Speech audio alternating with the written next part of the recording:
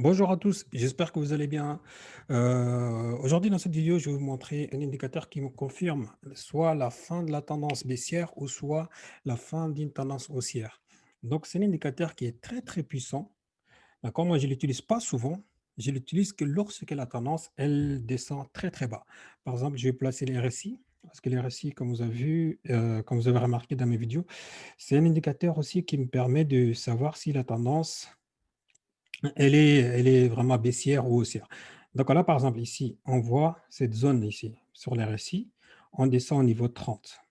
30, c'est-à-dire que la probabilité d'aller vers l'achat est supérieure, mais par contre, il n'y a rien qui m'indique qu'à partir d'ici, on va partir à l'achat parce que je n'ai pas de convergence ni divergence. D'accord? Donc, l'indicateur que je vais l'utiliser, lui, il va me permettre de savoir est-ce que ici, dans cette zone-là, ici, est-ce qu'on est sur un gros support ou par exemple, là, quand la tendance elle était montée ici, est-ce qu'on est sur une grosse résistance? Donc, c'est ça l'utilité de cet indicateur. À chaque fois quand j'arrive, par exemple, ici, le RSI, quand il arrive au niveau 70 ou niveau 30, là, je vais chercher mon indicateur pour savoir est-ce que là, la probabilité de repartir avec cet indicateur est possible ou pas. Donc, je répète toujours, hein, un indicateur, c'est juste un élément qui confirme nos analyses en amont. D'accord? L'indicateur seul ne nous permet pas de prendre de position, surtout quand je trade, moi je ne prends pas de position parce que l'indicateur me dit qu'à partir de là, la tendance, elle va retourner soit à l'achat, soit à la vente.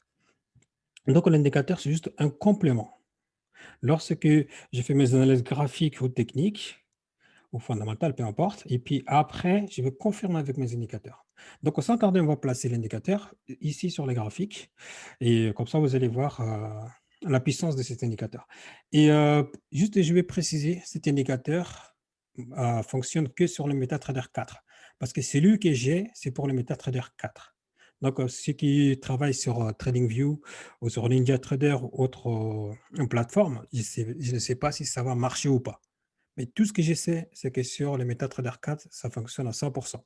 Et surtout pour ceux qui ne sont pas abonnés à ma chaîne, ben, n'hésitez pas à vous abonner car il y aura pas mal d'analyses et pas mal d'outils que je vais vous partager gratuitement. Et aussi cet indicateur, je vais les poster dans le groupe Telegram que vous pouvez trouver juste le lien qui sera sous la description.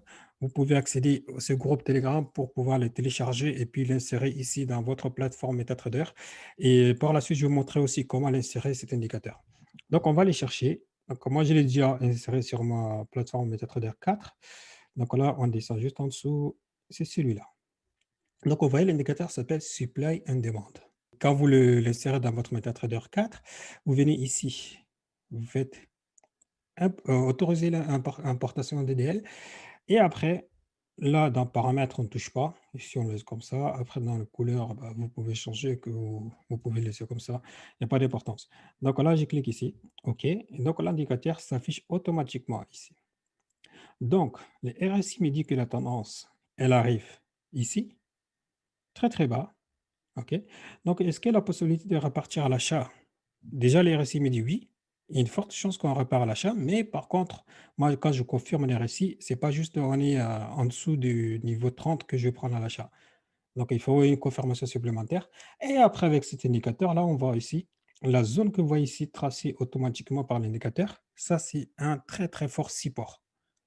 Ce n'est pas une résistance, c'est un support. Donc, ce support, plus la couleur est foncée, plus le support il est costaud. Alors, donc, on va redescendre un petit peu pour voir. Voilà, vous voyez. Donc, c'est-à-dire que ces supports, même si la tendance elle revient, si elle les casse, elle va encore tomber sur un autre support, etc., etc. Donc là, j'ai pas mal de supports qui sont vraiment solides que l'indicateur me donne. Et quand on monte aussi, vous voyez ici, donc on a une résistance, résistance, résistance, résistance. Donc, plus on touche une résistance plusieurs fois, la couleur change, la couleur devient foncée. Par exemple, ici, vous voyez cette résistance, on n'a jamais été touché pour le moment. Donc là, c'est marqué untested, reste et résistance. Donc, n'a jamais été testé, donc la couleur reste comme ça au départ. Même celle-ci que vous le voyez là aujourd'hui en rouge ou en rose à peu près, parce qu'elle a été retestée une fois. Lorsqu'on la teste une fois, ici, vous voyez, on rentre ici, on sort, donc c'est-à-dire on a testé une fois. Lorsqu'on teste une fois, la couleur change. Lorsqu'on teste deux fois, la couleur change encore, ça devient plus foncé. Et plus la couleur devient foncée, la probabilité de la casser est supérieure. Donc, plus ici, le nombre de retests est élevé, plus la probabilité de casser est supérieure. Des fois, ça peut aller sur, ça peut aller à 4, à 3, retest égale à 4, retest égale 3, retest égale à 5, etc. Mais plus ici le retest est fort, plus la probabilité de casser pour aller chercher cette résistance ou celle-ci est supérieure. Et idem pour le support. Donc, ce support, on voit que c'est marqué retest égal à 2, ici, parce qu'on l'a testé 2 fois dans le passé. Donc, là, la tendance, elle redescend et remonte. Après, quand elle va revenir, ça va marquer retest égal à 3, etc. Donc, cet indicateur, en fait, l'utilité de ça, c'est qu'il nous dit attention, on est ici sur une zone très, très basse et maintenant, il ne faut pas penser à vendre ou quoi que ce soit. Donc là, la probabilité de partir vers l'achat est supérieure. Et après, comme vous voyez ici, la couleur, celle-là et celle-ci, et ne sont pas pareilles. Pourquoi? Parce que quand on regarde ces supports-là ici, c'est marqué un test est sup. Donc, c'est-à-dire ces supports n'ont pas encore été testés. Donc, quand on les teste une fois ou deux fois, la couleur elle devient verte comme ça. Et plus on les teste, plus la couleur elle devient foncée. Et plus la couleur est fonce, plus la probabilité de casser est supérieure. Donc, cet indicateur, moi, je ne l'utilise pas tous les jours. D'accord? J'utilise que lorsque j'arrive ici, les récits me disent qu'on est très très bas ou on est très très haut. Donc là, je vais les chercher juste pour vérifier. Ce n'est pas pour me dire que je vais prendre une position à l'achat ou à la vente quand on est en haut. C'est juste pour vérifier. Après aussi, on a des résistances intermédiaires, qu'on voit ici, des petites résistances. Donc ceux-là, quand vous voyez que la longueur de ces résistances, par exemple même ici ou ici ou ici, plus la longueur est élevée, plus on va les tester à plusieurs reprises. Donc, c'est-à-dire celui-là, cette résistance, on voit la longueur est toute petite. Donc, peut-être une fois qu'on les teste ou deuxième fois, on les casse facilement. Et celui-là, pareil.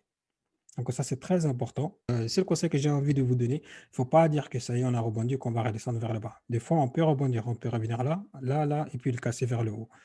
Donc, par contre, si vous faites une bonne analyse technique, ok, et avec cet indicateur, là, vous pouvez prétendre de prendre une position, soit à la vente, soit à l'achat. Par exemple, quand on regarde, je prends juste un exemple, hein.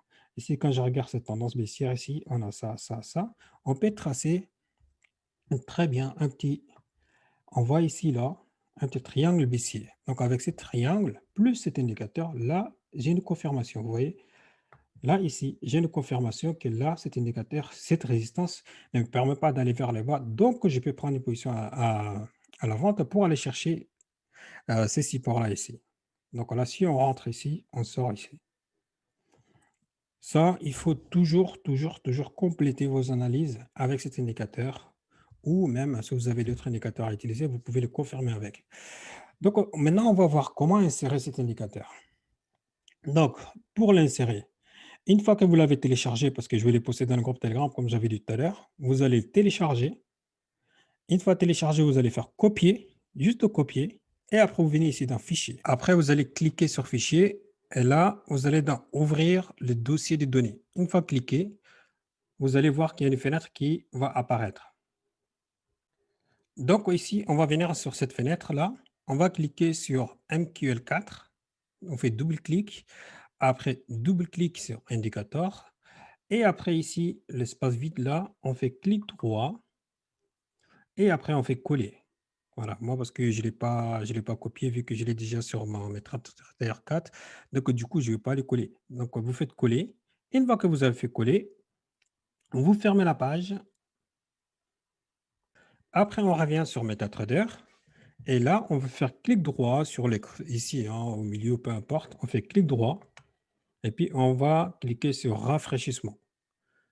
Donc, une fois qu'on a cliqué sur rafraîchissement, donc là, l'indicateur va être installé dans notre MetaTrader. Donc, maintenant, comment on va faire pour l'insérer? Donc, on a la possibilité soit de venir ici sur l'OIL F avec un petit plus là, ou soit on va venir là par insertion ici et après, on va aller dans indicateur personnalisé. Moi, je viens plus souvent ici parce que c'est plus rapide. Donc ici, personnalisé, on descend tout en bas. Et là, on va trouver l'indicateur supply and demand. Voilà. Donc, une fois que vous avez fait ça, bah, l'indicateur va partir directement ici sur votre graphique. Et là, vous pouvez analyser. Vous pouvez les mettre sur n'importe quelle paire que vous voulez. D'accord? À n'importe quel time frame aussi. Par exemple, même en H4, H1, à M30, etc. Donc, cet indicateur fonctionne pareil sur n'importe quel time frame. Donc, ben, voilà, sur ce, je vous dis, passez un très, très bon moment et si vous avez des questions, n'hésitez pas à me les poser, en commentaire. Donc, je serais ravi de vous répondre. Ou si vous avez des questions sur cet indicateur ou vous n'arrivez pas à les télécharger aussi, n'hésitez pas à me faire part, soit sur un commentaire ou soit directement sur ma page Facebook Trading Gagnant, que vous allez trouver les liens en dessous. Donc, si vous n'êtes pas abonné, abonnez-vous et sinon, on se dit à très bientôt.